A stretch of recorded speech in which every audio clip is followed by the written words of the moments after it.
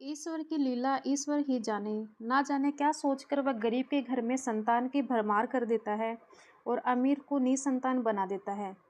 इसी तरह है एक गंदी कीचड़ की तंग गलियों में रूप का खजाना दे देता है और सराहने व सहेजने के स्थान पर मुसीबत व बदनामी का सबब बन जाता है। अब इस खजाने की रखवाली कौन करे, जहाँ रोजी रोटी के लाले पड़े हों, छोटे से लेकर बड़े तक रोज रूखा सूखा कमाने घर से निकलते हों और उसका भी ठिकाना नहीं कि आज शाम को मिलेगा या ना मिलेगा। ऐसे में 4 साल की रूपा को जगह जगह लेकर डोलती फिरती थी उसकी माँ लक्ष्मी। पता नहीं क्या सोचकर उस गरीब धोबिन का नाम लक्ष्मी रखा गया था उसके माई और बापू ने। पर रूपा को भगवान ने परम संतोषी व सुखी बनाया था, कभी किसी चीज़ की जिद नहीं करती थी। जो मिल जाता था वो उसी में ही खुश हो जाती थी। शायद वो समझती थी कि मेरा नसीब में यही है। जब किसी दिन किसी दयालु मैडम की मेहरबानी से अच्छा भोजन मिल जाता तो उसके दोनों बड़े भाई खाना देखकर झगड़ते, ज़्यादा हिस्से की मांग करते। पर रूपा शांत भाव से अपनी बारी का इंतजार करती थी। फिर भी उसको जो भी मिल जाता था वह संतुष्ट से उसे खा लेती थी और एक मुस्कान उसके चेहरे पे हमेशा रहती थी। और उसी की मुस्कान की वजह से अंधेरी झोपड़ी भी जगमगा उठती थी। रूपा के दो बड़े भाई जो 12 और 10 वर्ष के थे सरकारी स्कूल में पढ़ते थे। पढ़ते कम, आवारागर्दी वो ज़्यादा करते थे। माँ के जाने के बाद में झुग्गी के आवारा लड़कों के साथ में कंचे गिल्ली डंडा खेलते या आपस में मारपीट करते। आए दिन लक्ष्मी के पास उनकी शिकायतें आती रहती। फिर लक्ष्मी डंडा झाड़ू चप्पल जो हाथ में आता उसकी धुनाई करती। बड़ा भाई मंगलू दिन बर दिन ढीठ होता जा रहा था। छोटा थोड़ा ठीक था पर बड़े भाई का पिछलगू ही था, इसलिए कुछ ना कुछ करते हुए भी गेहूं में घुन की तरह पिसता रहता था। लक्ष्मी अपने इन आवारा बेटों से बहुत परेशान थी। इन सब बातों और परेशानियों से बेखबर रूपा अपने आप में मस्त रहती। टूटे फूटे खिलौनों से खेलती रहती थी। भाइयों की किताबों को गौर से देखती। मंगलू उससे किताब छीनते हुए कहता कि तुझे इन किताबों में क्या समझ में आता है जो इनमें आंखें गड़ाई रहती है। भैया मुझे भी पढ़ना है, किंतु अच्छी बातें लिखनी होंगी इनमें।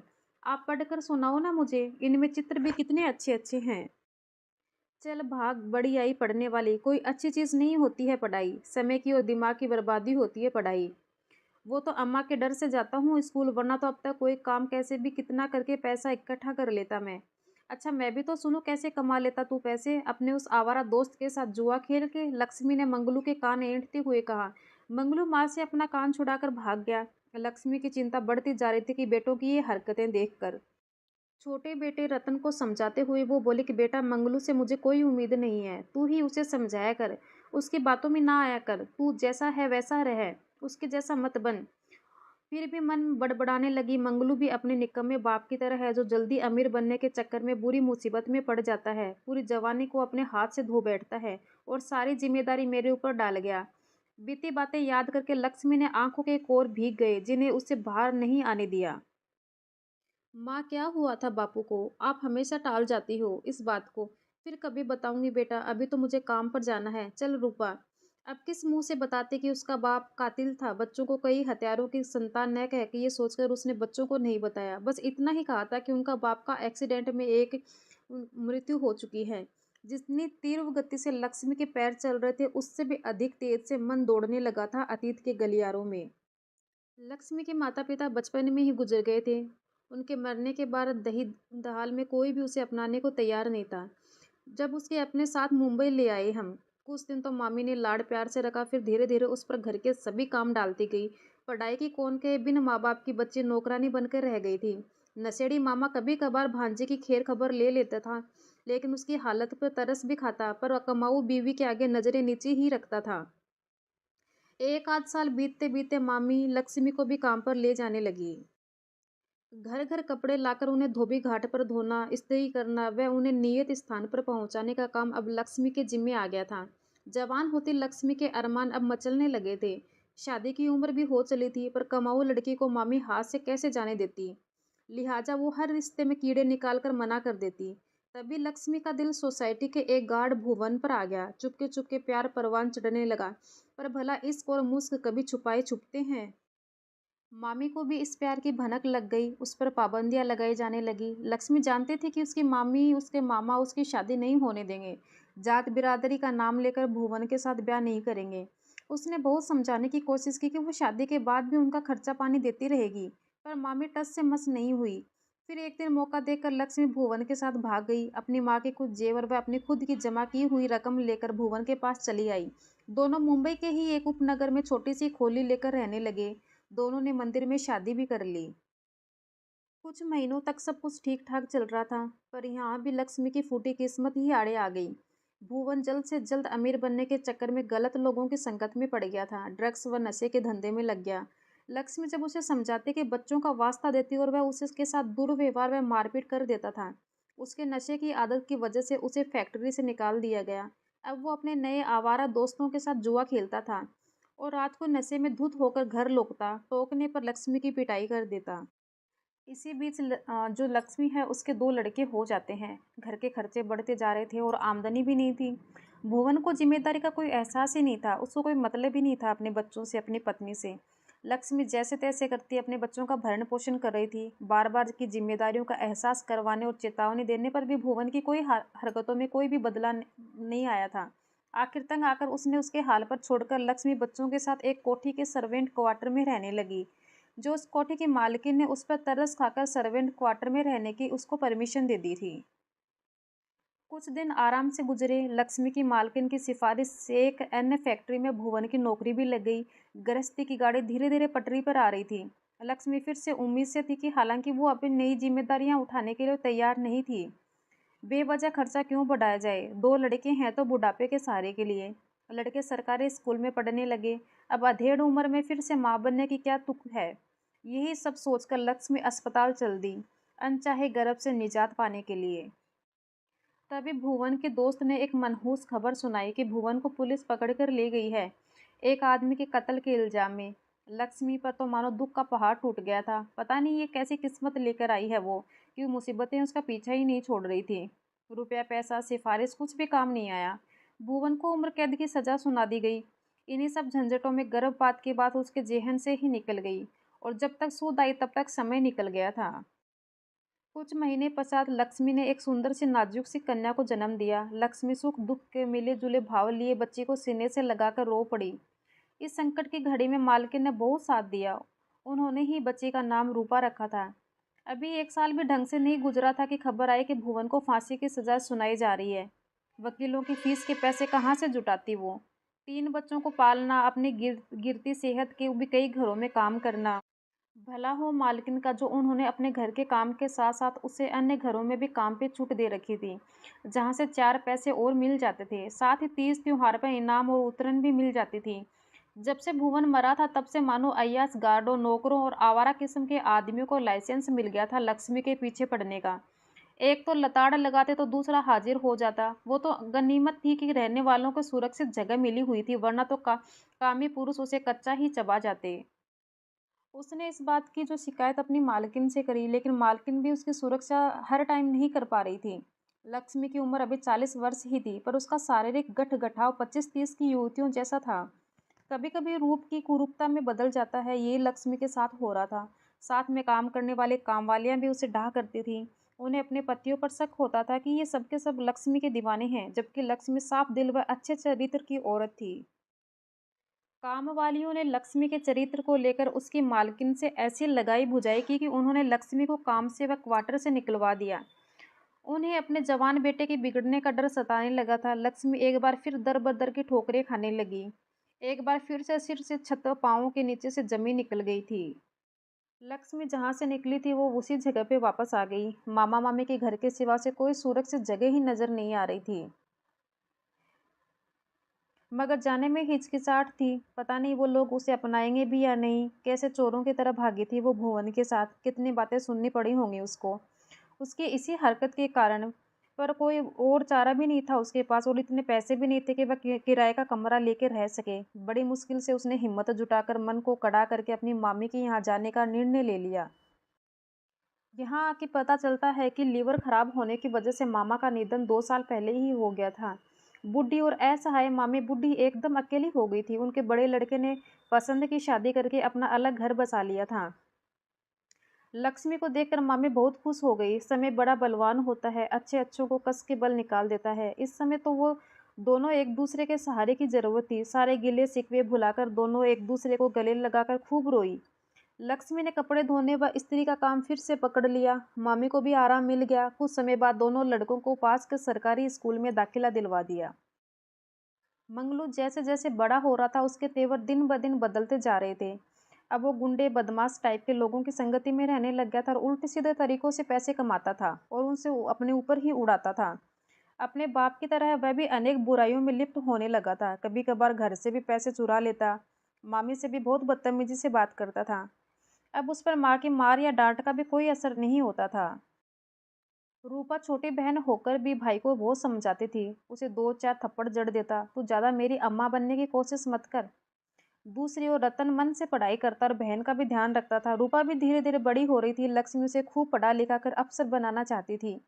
वो नहीं चाहते थे कि उसकी होनहार बेटी अशिक्षित रहकर उसी की तरह घर घर जाकर कपड़ों को प्रेस करे, घरों में झाड़ू पोछा बर्तन करे। मगर आसपास लड़कियों का कोई स्कूल भी नहीं था। उसके दोनों भाई स्कूल में पढ़ते थे। जहाँ चाह होती वहाँ कोई ना कोई राह निकल ही आती है। यही रूपा के मामले में भी हुआ था। कुछ महीनों पहले ही पास की एक होली में एक मैडम आती है रहने के लिए, जो ट्यूशन पढ़ाती थी। उनके बारे में किसी ने लक्ष्मी को बताया। लक्ष्मी ने उनसे बात करी। वो रूपा को पढ़ाने के लिए तैयार हो गई थी। वही रूपा को रतन के साथ भेजने लगी थी।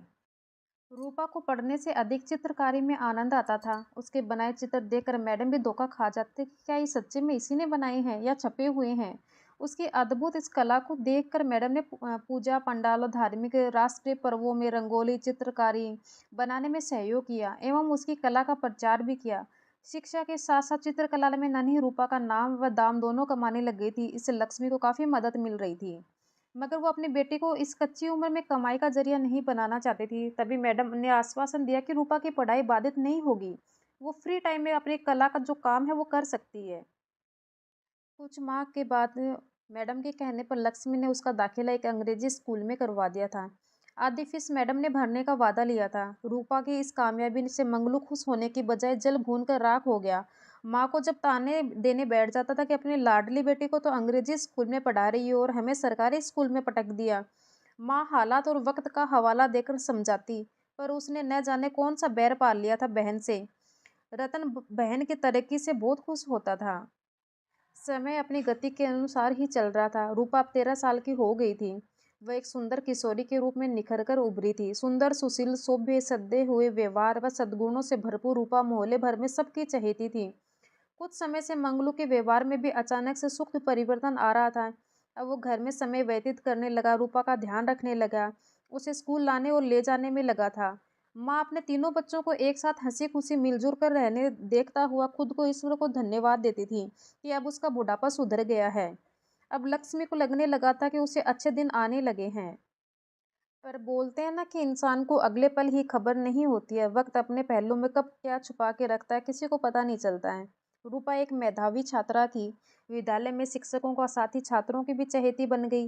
वह पाठ्येतर गतिविधियों में हमेशा ही अव्वल रहती थी।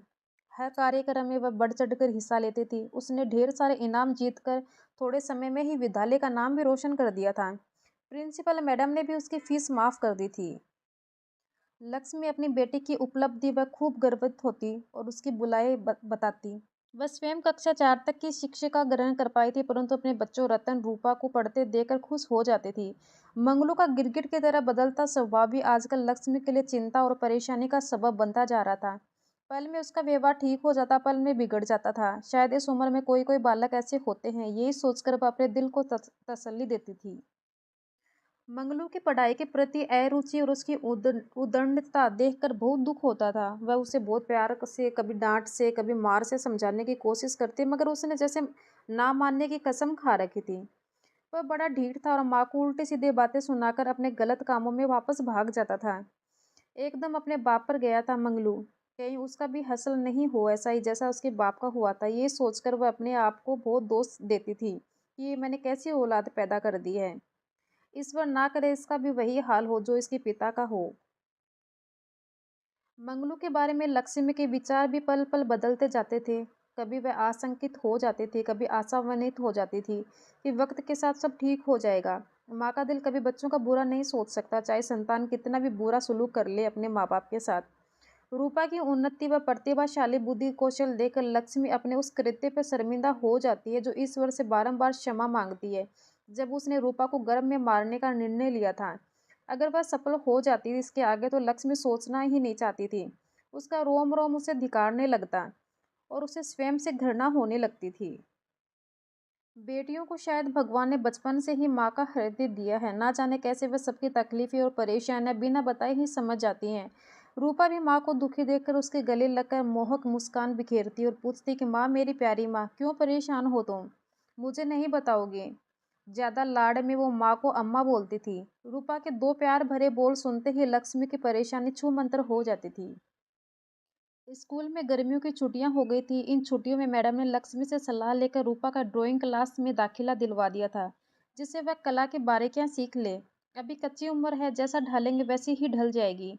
सोमवार से उसे ड्राइंग क्लास जाना था। मंगलू भैया, मुझे sketch book, colour pencil, paint, brush आदि लेने जाना है, आप ले आओगे मेरे लिए? मुझे क्या पता कौन सी चीज़ कितनी और कैसी लेनी है। तू भी मेरे साथ चल। अच्छा, ऐसा करते हैं, शाम को चलते हैं, अभी तो दुकान बंद होगी दोपहर में। मैं तक तक अपने दोस्त से मिलकर आता हूँ। शाम को लक्ष्मी जब घर से काम करके आती है तो रूपा को घर में ना देखकर परेशान हो जाती है। रतन से पूछा तो उसने अनभिज्ञता जताई।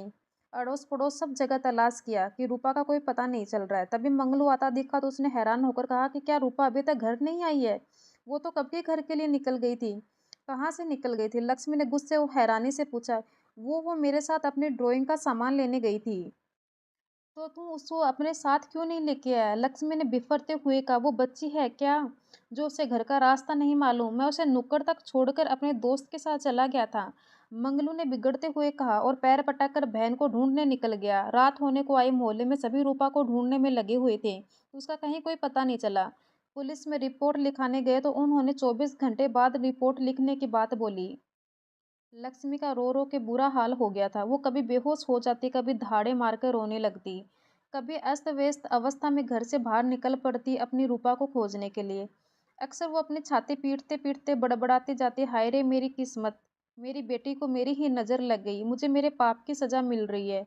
मैं रूपा को कोख में मारना चाहती थी लेकिन भगवान ने उसे छीन लिया मुझसे। दिन महीने साल गुजरते गए, रूपा का पता नहीं चल पाया। बेटे के गम में लक्ष्मी पगला सी गई थी। मंगलू ने सारे घर की बागडोर संभाल ली। उसने ग्रोसरी की दुकान खोल ली, खूब चल रही थी। रतन पुलिस में भर्ती हो गया। मामी भी स्वर्ग सिधार गई थी। अब घर में 3 प्राणी बचे थे। घर में घोर सन्नाटा छाया रहता था, इतना कि सुई के गिरने की आवाज़ से भी सन्नाटा भंग हो जाए। इस संसार का ये परम सत्य है कि किसी के जाने के बाद भी दुनिया चलती रहती है। सभी लोग कुछ दिन का शोक मनाकर अपनी दुनिया में वापस मस्त हो जाते हैं। एक माँ होती है जो संतान का दुख पूरी जिंदगी करती है, पूरी जिंदगी वो उसे नहीं भुला पाती है। लक्ष्मी की धीरे धीरे अस्वस्थ और अर्धविकसित सी होती जा रही थी। दोनों भाइयों की आदत व स्वभाव में जमीन आसमान का अंतर था। घर का माहौल तनावपूर्ण हो चला था। मंगलू के विवाह के बाद स्थिति और भी बदतर हो गई थी।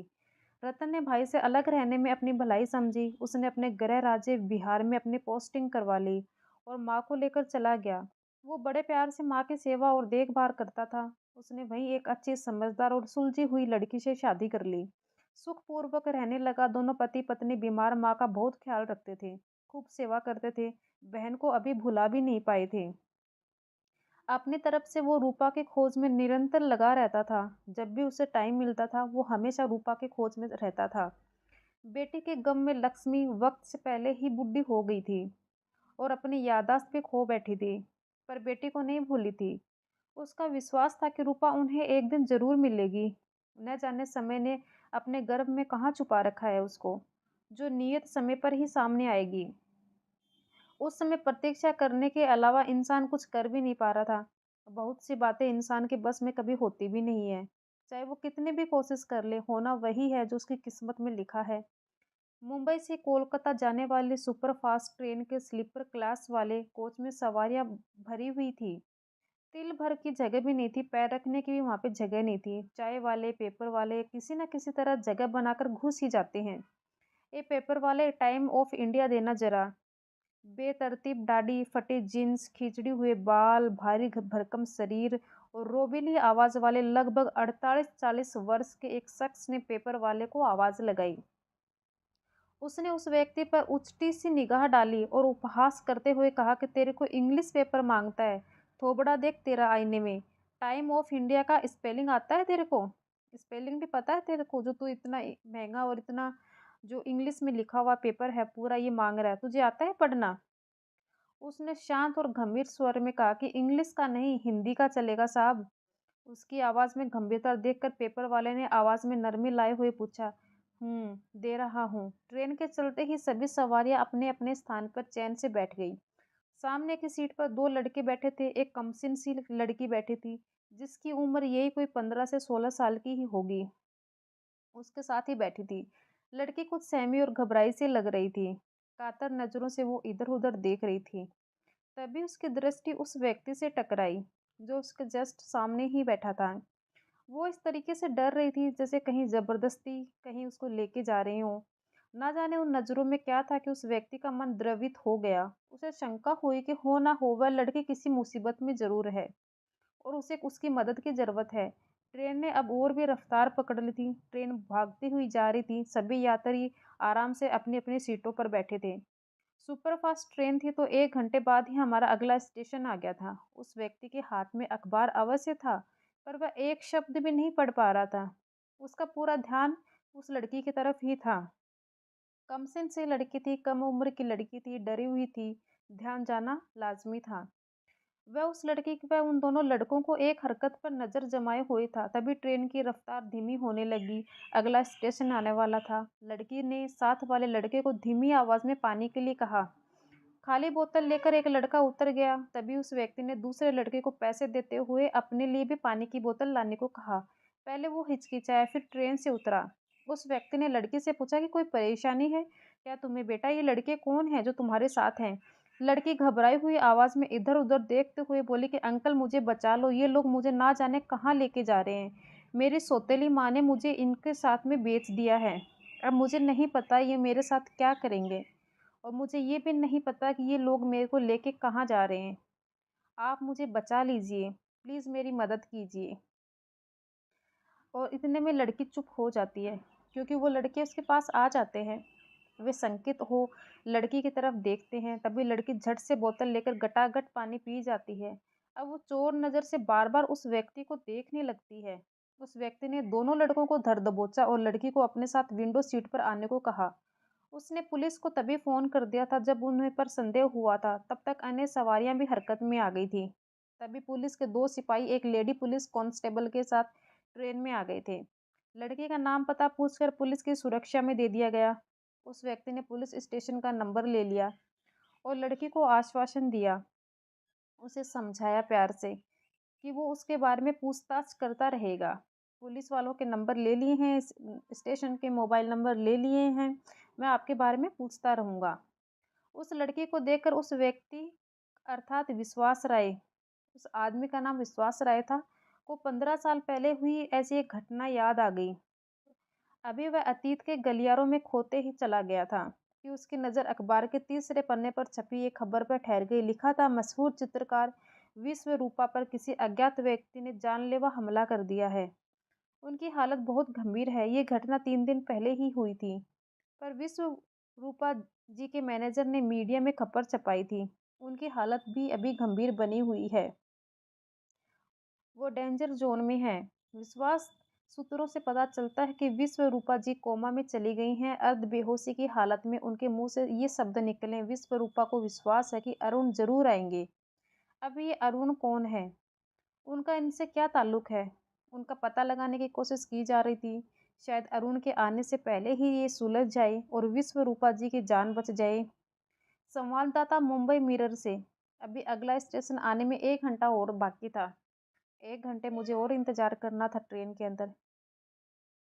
ट्रेन जैसे ही रवाना हुई, अरुण विश्वास बेचैनी से पहला पहलू बदल रहे थे। ट्रेन की गति से भी तेज उनका मन अतीत के गलियारों में भाग रहा था। वो अपने पुराने टाइम में जा रहे थे।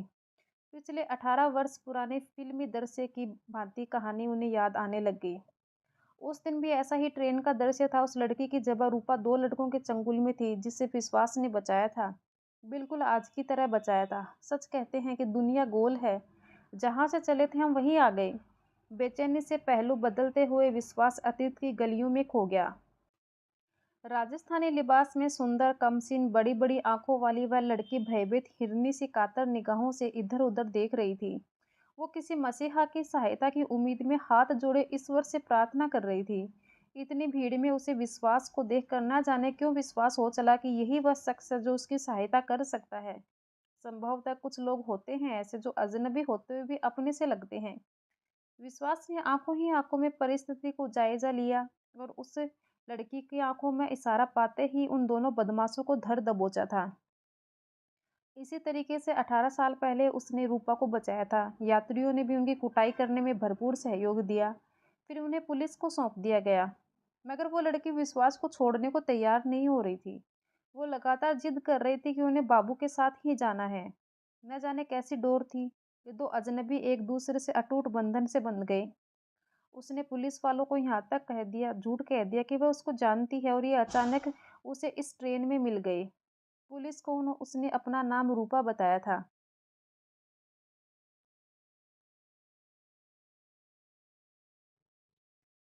बाकी अन्य जानकारियां लेकर पुलिस ने रूपा को विश्वास के साथ जाने दिया। उसने रूपा को उसके घर सुरक्षित छोड़ने की हाँ भर ली थी। वैसे भी वह 18 साल की है और बालिग है, ऐसा उसने सबको बताया था। विश्वास वीटी स्टेशन पर रूपा के साथ उतरा। उस अपनी एक महिला मित्र नंदिनी को फोन करके रूपा के इंतजाम किया कि रूपा के रहने का। रूपा ने अभी अपने घर जाने के लिए मना कर दिया था। कुछ खा पी कर थोड़ा आराम करने के बाद विश्वास ने रूपा से उसकी जिंदगी के बारे में पूछा। जैसे उसका घर कहाँ है, कौन है, कहाँ से आई, वो बदमाशों के चंगुल में वो कैसे फंस गई थी, इत्यादि वो सब जानना चाहता था रूपा के बारे में। रूपा बीती बातें याद करते हुए बहुत व्यथित हो गई थी। नम आंखों से वह अपनी जिंदगी की कहानी अपने मसीहा को सुनाने लग गई थी। मैं उस दिन अपने बड़े भैया मंगलू के साथ ड्राइंग बुक, स्केच पेन आदि लेने गई थी। मंगलू भैया मुझे दुकान पर छोड़कर अपने एक दोस्त से बातें करने लगे। उनको मैंने पहले कभी नहीं देखा था। थोड़ी देर बाद भैया मेरे पास आए और बोले, पता है रूपा, ये बहुत अच्छा चित्रकार है, तेरी तरह बहुत अच्छी चित्रकारी करता है।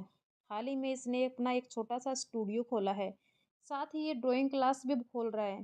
सर एक बार देख लेते हैं, यहाँ फीस भी बहुत कम है, बल्कि नए के बराबर है। ये तुम्हें और भी ज़्यादा अच्छी तरह से सिखाएगा। अभी यहाँ स्टूडेंट भी कम है। बोल क्या बोलती है? पर भैया मुझे तो कल से उस स्कूल में जाना है जहाँ मैडम ने दाखिला करवाया है। अरे छोड़ ना मैडम को, मैं उनसे बात कर लूँगा। तू अभी विकी का स्टूडियो तो देख, फिर देखते हैं। तभी अचानक भैया बोले, तू विकी के साथ चल, मैं अभी आया। मुझे एक काम याद आ गया है जो माँ ने बोला था। मैं अनमने ढंग से विकी भैया के साथ चल पड़ी। एक गली में मुड़ते ही उन्होंने मेरे मुंह पर कपड़ा रख दिया। फिर मैं बेहोश हो गई। जब मेरी आँख खुली तो मैं न जाने किस जगह पर किन लोगों के साथ थी। धीरे-धीरे पता चला कि वो राजस्थान का कोई पिछड़ा हुआ गाँव है जहाँ मुझे खरीदकर दुल्हन बनाकर लाया गया है।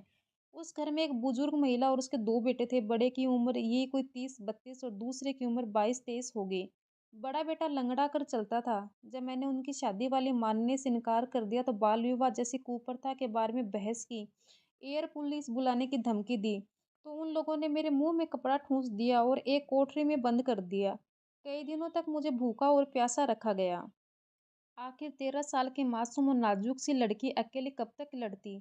4-5 दिन पश्चात 2-4 लोगों की उपस्थिति में बड़े लड़के के साथ मेरे 7 फेरे डलवा दिए। शादी की पहली ही रात न पति नाम के उस प्राणी ने मेरी मर्जी के खिलाफ अपने पति होने का हक न जाने कितनी बार अदा किया। उस रात मैं बेहोश हो गई थी। एक नाबालिग लड़के पर अत्याचार हो रहा था पर कोई सुनने वाला नहीं था। दिन महीने इसी परेशानी में गुजर रहे थे। रूपा को घर के बाहर जाने की परमिशन नहीं थी, न ही उसे घर में कोई काम आता जाता था। ईंट गाड़े के बने उस घर में बहुत ऊंची ऊंची दीवारें थे, कोई आ भी नहीं सकता था। अहाते में बस एक लोहे का फाटक था जिस पर हमेशा एक मोटा ताला रहता था। मैं एकदम अनजान थी। उस गांव का क्या नाम है, वो कहाँ है, मुझे उनकी बोली भी ठीक से समझ में नहीं आती थी। मैं उस एरिया में पति को सास नाम की वह खर्राट औरत बड़का कर पुकारती थी, छोटे बेटे को छोटू कहती थी। धीरे धीरे 2 साल गुजर गए जो मुझे 20 साल से भी लंबे लग रहे थे। मैं दिशाविहीन अंधे व्यक्ति की तरह हवा में हाथ पांव मार रही थी जिसका कोई सिर पकड़ में नहीं आ रहा था। हार कर मैंने नियति से हार मान ली। खेलने कूदने की उम्र में एक छोटी सी बच्ची माँ बनने जा रही थी।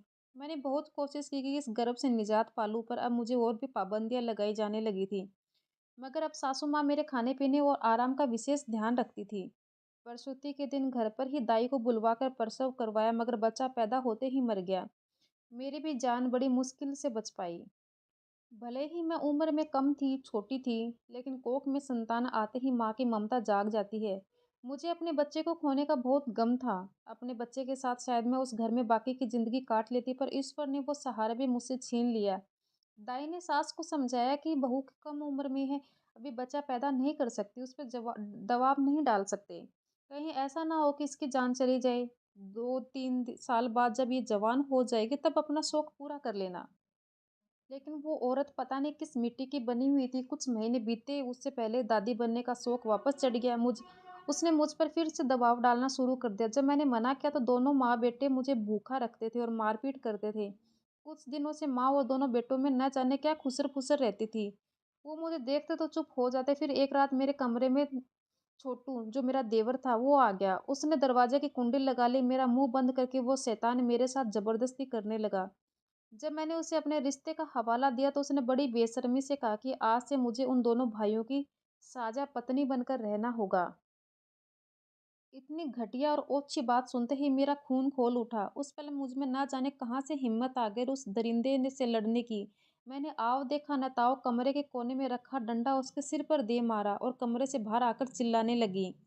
सास और बड़का ने मुझे पकड़ लिया। मैं बार-बार पुलिस की धमकी दे रही थी और लगातार मदद की गुहार करने लगी और गाँव वालों को बुलाकर पंचायत लगाने की धमकी भी दे डाली। वो लोग मेरा ऐसा रूप देखकर शायद डर गए थे। उन लोगों ने मुझे प्यार से समझाया कि वो मुझे 1-2 दिन में मुझे मेरे घर छोड़ के आएँगे। मुझे उनकी बात पे भरोसा तो नहीं था। मैं रात भर कमरा बंद करके जागती रही। अगले दिन देवर और उसका एक दोस्त मुझे लेकर इस ट्रेन में आ गई। जब मैं बाथरूम में थी तब मैंने उन दोनों की बातें सुनी जिसमें वो मेरी सौदेबाजी कर रहे थे। मैंने उन लोगों से पीछा छुड़ाने का उपाय सोचने लगी, तभी मुझे आप दिखे। ना जाने आपको देखकर मुझे लगा कि आप ही मेरी मदद कर सकते हैं। फिर लंबी सांस लेते हुए रूपा ने कहा कि बस ये ही मेरी कहानी थी। तुम तो बड़ी हिम्मत वाली लड़की निकली। रूपा, विश्वास ने उसे सराहते हुए कहा। अच्छा, अब अपने घर का पता ठिकाना बताओ ताकि मैं तुम्हें अपने घर छोड़ दूँ और अपनी जिम्मेदारी से मुक्त हो जाऊँ। तो आप मुझसे पीछा छुड़ाना चाहते हैं? अरे नहीं रूपा, पर अपने घर तो तुम्हें जाना ही होगा ना है। तुम यहाँ किस तरह रह सकती हो? बहुत डर लग रहा है विश्वास बाबू, पता नहीं घर वालों का क्या रवैया होगा। मुझे इतने सालों बाद देखकर मेरे इतने साल गायब रहने का ना जाने सब क्या मतलब निकालेंगे। वो लोग मुझे अपनाएंगे भी या नहीं। तुम मुझे सिर्फ विश्वास कह सकती हो, ये बाबू कहकर तो तुम मुझे बुजुर्ग ही बना दिया। मैं तुमसे सिर्फ 7 या 8 साल ही बड़ा हूँ। विश्वास ने हंसते हुए कहा और फिर पूछा कि तुम बालिग तो हो ना रूपा। तुमने पुलिस वालों को यही बताया है? जी वो मैं अभी 17 की हूँ। मैंने झूठ कहा था। अच्छा, ओके, कोई बात नहीं, विश्वास ने मुस्कुराते हुए कहा। अच्छा चलो अब तैयार हो जाओ, हम चलते हैं। तुम्हारे घर में उन लोगों को सारी बात बताऊंगा, उन्हें समझाऊंगा। अगर नहीं मानते हैं तो देखते हैं कि क्या होता है, क्या करना है आगे। इतने में रूपा चिल्लाती है कि नहीं नहीं, आप मत चले मेरे साथ विश्वास बाबू। पहले मैं जाऊंगी, अगर सब ठीक हुआ तो ठीक, वरना फिर मैं जो भी मेरी किस्मत है मैं उसे स्वीकार कर लूंगी। रूपा अपनी बस्ती में पहुंची और उसने अपना मुंह दुपट्टे से ढका था। वहां जाकर पता चला कि वो लोग तो यहाँ से रूपा के गायब होने के कुछ महीनों बाद ही कहीं और चले गए थे। मंगलू ने खोली और अच्छी खासी चलती हुई दुकान भी बेच दी। इससे ज्यादा किसी को कुछ नहीं मालूम। वैसे भी महानगरों में कोई किसी से कोई वास्ता भी नहीं रखता था। झुग्गी झोपड़ी में फिर भी पड़ोसी एक दूसरे से हमदर्दी रखते हैं, पर मंगलू जैसे बदमाश से कोई वास्ता नहीं रखना चाहता था। रूपा मायूस होकर वापस विश्वास की दोस्त जो नंदिनी है उसके पास लौट आती है। विश्वास ने अपने मित्रों से कहकर स्टूडियो के रख रखाव व सुधार कार्य दिलवा दिया। रूपा पुराने पड़े हुए सादे कागज पर ऐसी चित्रकारी करती, ऐसे रंग भरती कि उसकी अद्भुत कला क्षमता देखकर बड़े बड़े चित्रकार भी दंग रह जाते और उसे प्रभावित होते। विश्वास का कला जगत में अपना एक मुकाम था, नाम तो उसका खूब था, पर पैसे के मामले में अभी भी संघर्ष जारी था। जो स्टूडियो उसने किराए पर लिया हुआ था उसमें काफ़ी पैसा चल जाता था। मुंबई जैसे महानगर में प्राय सबकी एक ही कहानी होती है, आमदनी अठन्नी और खर्चा रुपया। ये हर एक वहाँ पे लोगों के अंदर, हर आदमी के अंदर ये एक ही कहावत साबित होती थी। तभी रूपा उसकी ज़िंदगी में एक लकी चार्म बन के आ जाती है और उसके आने के बाद में विश्वास की किस्मत का सितारा जगमगाने लग जाता है और एक कॉर्पोरेट कंपनी ने उसकी बहुत सी पेंटिंग एक साथ खरीद ली और भी कई पेंटिंग्स का ऑर्डर भी दे दिया उसको, जिसके लिए विश्वास को रूपा से मदद लेनी पड़ी। वह मॉडर्न आर्ट में पारंगत था। रूपा ने बड़े मनोयोग और मॉडर्न आर्ट की बारीकियां सीखकर उसका सहयोग किया। अब काफी अच्छा चल रहा था, काम भी बहुत अच्छा चल रहा था। कुछ समय बीत जाने के बाद में विश्वास ने अपना खुद का एक छोटा सा स्टूडियो बना लिया और रूपा को अपने स्टूडियो में स्थायी तौर पर काम पर रख लिया। रूपा क्लासिकल चित्रकला जैसे मधुबनी, मुगल, कोलिन पेंटिंग करती थी। वह राजा रवि वर्मा से बहुत प्रभावित थी। उनकी बनाई हुई पेंटिंग इतने सजीव, इतनी जीवंत लगती थी कि उन्हें देखकर यूं लगता था कि मानो वो कैनवास से निकलकर बातें कर रही हो। और विश्वास राय की मॉडर्न आर्ट खूब सराहती तो थी, पर कभी-कभी हंसकर कहती कि मॉडर्न आर्ट कि ये कौन सी कला है विश्वास जी, जिसका ना सिर है, ना पैर है, ना चेहरे के नाक है, ना नक्श है, कहीं और से कोई भी आड़ी तिरछी रेखाएं खींचकर आप रंग भर देते हैं और वो तस्वीर बन जाती है। कुछ समझ में नहीं आता कि कलाकार क्या दिखाना क्या चाहता है। इस पेंटिंग को देखकर, आपकी पेंटिंग को देखकर कुछ समझ में नहीं आता। यही तो खासियत है मॉडर्न आर्ट की, जो देखने वालों को सोचने पर विवश कर देती है। सब अपने अपने दृष्टिकोण से अनुमान लगाएंगे और अर्थ निकालें। मैं तो ये मानती हूँ कि जो आप कहना या दिखाना चाहते हैं वो स्पष्ट रूप से दिखाएं। क्यों किसी के दिमाग पर जोर डलवाया जाए। रूपा दलित देती रही। विश्वास उसकी बात से ज्यादा इत्तेफाक नहीं रखता था। वो अपनी बात पर अड़ा रहता कि मॉडर्न आर्ट एक यूनिक है, कला है, आज की पीढ़ी जिसकी बहुत बड़ी प्रशंसक है। इस तरह दोनों की खट्टी-मीठी नोक-झोंक चलती रहती थी। दिन ब दिन उनका प्रेम प्रगाढ़ होता रहा। रूपा अब 18 वर्ष की हो गई थी। विश्वास उससे 9 साल बड़ा था। उम्र का इतना अंतर होने से विश्वास ने रूपा को एक बार फिर से सोचने के लिए कहा। पर रूपा विश्वास को दिलो जान से प्यार करने लग गई थी और विश्वास से मन ही मन उस पर मर मिटा था। सच्चा प्यार जाति-पाति, उम्र के बंधन को नहीं मानता। साल बीतते-बीते दोनों ने कोर्ट मैरिज कर ली। शादी के बाद रूपा ने अपना नाम विश्व रूपा रखा। अपने विश्वास की रूपा। उसने विश्वास को एक भी उपनाम भी दे दिया था, अरुण। पूछने पर उसने बताया कि विश्वास उसके जीवन में अरुण अर्थात सूरज बनकर आए थे, जिसके आने से उसके जीवन का अंधेरा छट गया था। विश्वास राय ने सहर्ष अरुण नाम अपना स्वीकार कर लिया था। कला जगत की जानी मानी हस्तियों में विश्व रूपा का नाम चमकते सितारे की तरह लिया जाने लगा। रूपा की चमक के आगे विश्वास के मॉडर्न आर्ट फीकी पड़ने लग गई थी। जब जब रूपा का नाम फक्र से लिया जाता अथवा उसे विश्व रूपा के पति के नाम से संबोधित किया जाता था, तो विश्वास के अहम को बहुत ठेस पहुंचती थी। धीरे धीरे उसकी कला के पारखी और प्रशंसक कम से कमतर होते जा रहे थे। विश्वासहीन भावना का शिकार होकर अवसादग्रस्त रहने लगा था। रूपा उसे प्यार से समझाती है कि दोनों की ही कला के अलग अलग रंग, अलग पहचान, अलग अलग प्रशंसक हैं। इसे तुलनात्मक दृष्टि से नहीं देखना चाहिए। जीवन में उतार चढ़ाव तो आते रहेंगे, दोनों को मिलकर उनका सामना करना चाहिए। मगर विश्वास समझने की बजाय बहस पर उतर जाता था। तुम्हारे आने के बाद में मेरी कला को लोग नापसंद करने लगे हैं। तुम्हें वाही वाही लूटनी है। तुम्हें इसका शौक चढ़ गया है। इसलिए तुम मुझे नीचा दिखाना चाहती हो। वो रूपा जिसे वह अपना लकी चार्म मानता था, उसे अपनी असफलता का जिम्मेदार ठहराने लगा था। दोनों के विवाद अब झगड़े का रूप ले चुके थे। 4-5 साल में ये नौबत आ गई थी कि उन्होंने अलग रहने का फैसला ले लिया। हालांकि रूपा ने रिश्ता बचाने का भरसक प्रयास किया था, यहाँ तक कि उसने अपनी कला को हमेशा के लिए भुलाने का निर्णय भी ले लिया था। इस पर भी विश्वास बिफर गया। ज्यादा त्याग और मूर्त बनने की जरूरत नहीं है तुम्हें। तुम शौक से अपना आर्ट जारी रखो, मगर मुझसे अलग रहकर। खूब मौज करो, जिसे चाहो मिलो, जो मर्जी करो, मीटिंग करो, प्रदर्शनी लगाओ, बड़े बड़े लोगों में अपनी अदाएं दिखाकर प्रशंसा करवाओ। मुझे गरीब के पास क्या रखा है। रूपा हैरत से अपने मसीहा का मुंह ताकती रह गई। वो एक बहुत सीधी सादी लड़की थी, लेकिन उसके स्वाभिमान को कोई ठेस पहुंचा या उसके चरित्र पर कोई उंगली उठाई, ये उसे मंजूर नहीं था, चाहे वो उसका पति ही क्यों ना हो। उसने उसी वक्त विश्वास राय का घर छोड़ने का निर्णय ले लिया। रिश्ता बचाने की उसकी सारी कोशिशें नाकाम रही। एक ताली एक हाथ से तो नहीं बच सकती। आज हम इनकलाबी बातें चाहे जितना भी कर लें, महिलाओं की वास्तविक स्थिति में कोई खास अंतर नहीं आया है। स्त्रियों की निरंतर उन्नति के लिए पुरुष वर्ग मंच चाहे जितने कसीदे पड़े, उन्हें सशक्त बनाने की बातें करें, पर इनमें से 99% पुरुष वर्ग ऐसे हैं जिनके विचार इतने गंदे हैं। शादी के कुछ समय पश्चात रूपा और विश्वास दोनों स्थापित कलाकार थे। दोनों अच्छा और लगभग बराबर कमाते थे। लेकिन धीरे धीरे रूपा का नाम होने लगा था, तो विश्वास का पुरुषत्व जाग गया। आलम ये था कि अपने पैसों को खर्च करने के लिए उसे पति की इजाज़त लेनी पड़ जाती थी। आने-जाने में टोका-टाकी, रोज़-रोज़ की जिल्लत, आखिर वो कब तक बर्दाश्त करती?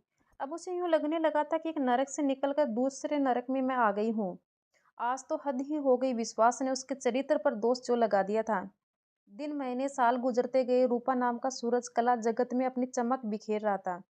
इस संसार की रीत बड़ी अजब है, चढ़ते सूरज को सभी सलाम करते हैं और अमावस की अंधेरी रात में चांद कहाँ नजर आता है। लोगों की याददाश्त भी बहुत कमजोर होती है। विश्वास को लोग अब भूलने लगे थे। यदि उसका जिक्र भी होता तो विश्व रूपा के पति के नाम से, और ये बात एक पुरुष कैसे बर्दाश्त करता। अलगाव के कुछ वर्षों तक तो विश्वास अपने सोर्स के जरिए रूपा की खैर खबर रखता था, फिर धीरे धीरे उसकी तरफ से आंखें बंद कर ली। उसका मन अब मुंबई से उचट गया था। अब वो अपने परिवार के पास कोलकाता जाना चाहता था। मुंबई उसे काटने को दौड़ती थी। सबसे बड़ी बात तो ये थी कि अब यहाँ गुजारा करना भी बहुत मुश्किल हो गया था। लास्ट में यहाँ का सब काम बंद करके उसने कोलकाता के लिए टिकट निकलवाई और ट्रेन में बैठ गया। रूपा के ऊपर कातिलाना हमले की खबर पढ़कर वह सन्न रह गया और खुद को कोसने लगा था कि मैंने अपनी रूपा को अकेला छोड़ दिया था। मैं इतना निर्दयी कैसे बन गया। वो रूपा जो मुझे मसीहा मानती थी, जो आंखें बंद करके भी मुझ पर विश्वास करती थी, इतना प्रेम करती थी मुझसे, उसने नज़रें फेर ली। मैं इतना निर्मोही और इतना सख्त कैसे बन गया। वो मुझसे कितनी छोटी थी, पर मैं आज उसके सामने छोटा बन गया हूँ। हे भगवान, मेरी रूपा को कुछ ना करना, उसे ठीक कर देना। वो जल्द से जल्द हवा में उड़कर अपनी रूपा के पास जाना चाहता था। अगला स्टेशन आने वाला था। ट्रेन की गति धीमी होते ही विश्वास के विचारों की तारतम्यता फुसफुसाने लग गई थी। मुंबई जाने वाली ट्रेन 4 घंटे बाद की थी। विश्वास शीघ्र मुंबई पहुंचना चाहता था। उसके पास इतना समय नहीं था कि वो प्लेटफॉर्म पर 4 घंटे प्रतीक्षा करता। वह अधीरता और बेचैनी से पहलू बदल रहा था। फिर उसने कुछ सोचा और वह एक टैक्सी करके मुंबई के लिए रवाना हो गया। 4 या 5 घंटे में मुंबई पहुंच जाऊंगा, पर वक्त की काटे नहीं कट रहा था। वो बार बार टैक्सी वाले को गाड़ी तेज चलाने के लिए बोल रहा था। 4 घंटे का सफर सदियों का सफर लग रहा था। इंतजार की घड़ियां कितनी लंबी और दूर थी। रूपा, रूपा देखो, मैं आ गया हूँ। तुम्हारा विश्वास जीत गया। तुम्हारा अरुण आ गया। रूपा मेरी जान, आंखें खोलो। ना मुझसे रूठ के मत जाओ। देखो, अब मैं तुमसे दूर नहीं होऊंगा। रूपा, विश्व रूपा। तभी उसकी आवाज़ आती है कि ए मिस्टर, कौन है आप? ये आईसीयू है या विजिटिंग टाइम में ही अलाउड है या आने का? बाहर जाइए, पेशेंट वैसे भी कोमा में है। वो कुछ रिएक्ट नहीं करेगी अभी। नर्स ने सख्त लहजे में मुझसे ये कहा। सिस्टर प्लीज़, मुझे मेरी वाइफ के पास रहने दो। वो मुझे सुनेगी तो रिएक्ट भी करेगी, ज़रूर करेगी, देख लेना आप। वाइफ? तुम उसका हस्बैंड हो? इतने दिन किधर था? तभी विश्वास बोलता कि मेरे डॉक्टर से बात करवाओ सिस्टर। अब उस नर्स पर बहुत गुस्सा आ रहा था। उसकी रोबीली आवाज़ व आंखों में गुस्सा देखकर नर्स डॉक्टर को बुला के लाती है। तभी रूपा के हाथों की उंगलियों में हरकत हुई, जिसे विश्वास ने देख लिया। वह भावातिरेक में रूपा रूपा कहकर रोने लगा और उसे कसकर गले लगा लिया। रूपा ने भी धीरे से आंखें खोली, होठों में विश्वास का नाम लेकर बुदबुदाई, फिर आंखें बंद कर ली। इतने दिनों से बेजान पड़े शरीर में आज हलचल सी हुई थी। ये देखकर डॉक्टर व नर्स तुरंत हरकत में आ गए थे।